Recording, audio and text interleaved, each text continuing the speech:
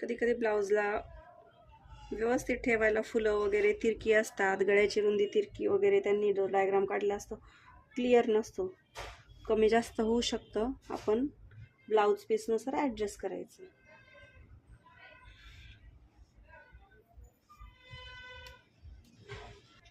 तर इथे मी 10ची गळा उंची मोजून घेणार आहे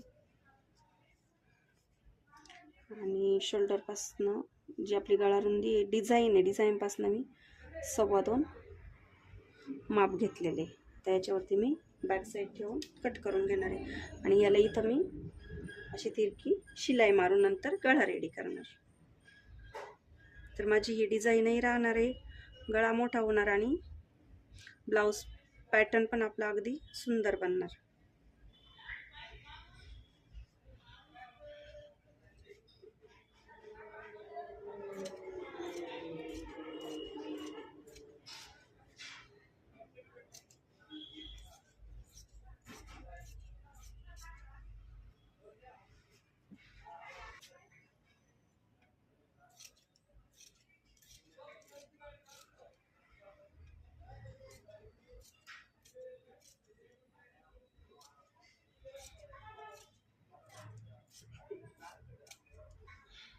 माझा बॅक साईड कट करून झालेला आहे. फ्रंट पॅटर्नची कपडा बघून व्यवस्थित जुळवाजुळवी करायची, घाई गडबड करायची नाही.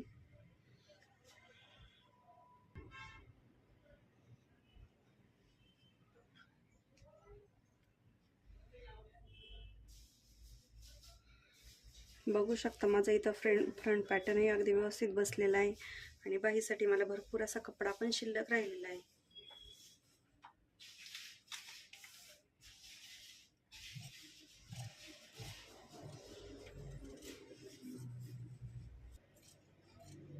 कपड्यावरती व्यवस्थित मॅनेज वगैरे करून कटिंग करायचं. थोडंसं ॲडजस्ट केलं तर मग अगदी सोपं जातं.